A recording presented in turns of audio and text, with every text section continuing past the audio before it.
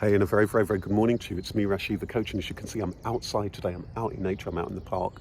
I'm out here along the path, and I wanted to talk to you about that for the April issue of Catch the Coach, which is all about three things which kind of intertwine. So I'm going to be looking at them all at the same time, and that is growth, learning, and would you believe the word hurting? Growth, learning, and hurting, because life is full of all of those things. Right, so let's dive right in. Here we are, so we're in April. You can hear that the birds are singing and there's growth in nature, that things are growing. You can see it all around you, right? But often when we think about growth, we only think for ourselves personally, we might only think about it when we leap to kind of physical growth when we're getting older and so on, and we can kind of see that, you see it from when you're a child into your teens and so on. But sometimes when we get a little bit deeper into our lives, we kind of we might forget about growth in terms of the other ways, because there's so many different types of growth, isn't there? There's the emotional growth, there's the spiritual growth, there's the intellectual growth, there's the romantic growth, there's the vocational growth. There's so many ways in which we can grow. So I want you to think about, what does that word growth mean to you, and in what way is it relevant for you now? Do you feel as though you're still growing, or do you feel as though you're stunted? And what are those areas that it is that you feel that you need to grow in? I remember after a certain point, it becomes your responsibility. And particularly if we take things like your career, that's often an area where people often feel that they're very, very stuck. I have a saying that your career development is your business. Other people can support it, but you've got to lead it. You've got to kind of drive it. So how is it that you can nourish yourself? That growth thing leads us nicely into learning. Now, I have a saying that life is constantly teaching us lessons, but are we learning? Are we learning along that journey? I want you to pause and think, first of all, what's been all the learning along your life journey so far? Personally, professionally, romantically, vocationally, spiritually. Life, this journey, this path that you've been along is full of those lessons. But the question is, are you listening? Are you learning? I have another saying, life, if you listen quietly enough, life will whisper its secrets to you. So pause now, breathe. What's been the learning?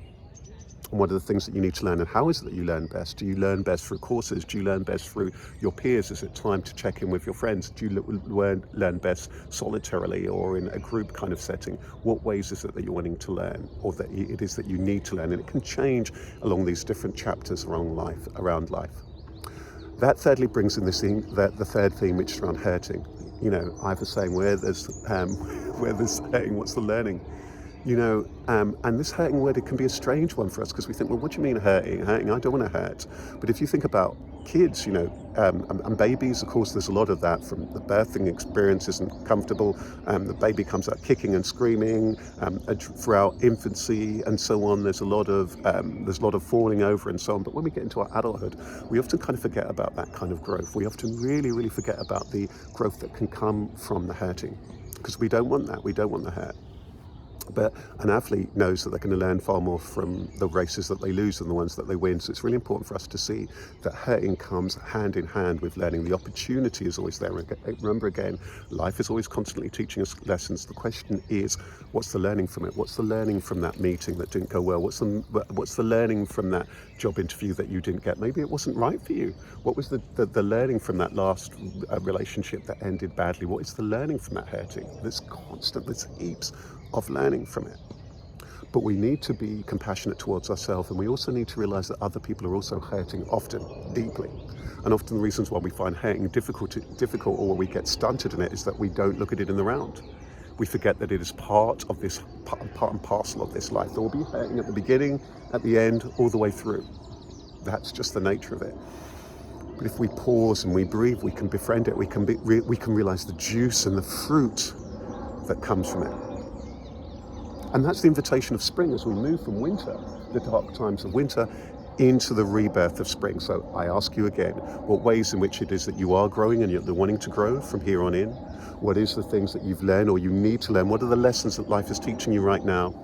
And what's the hurting been? And for me, the thing about the hurting is there's always the opportunity for deep, deep compassion and empathy.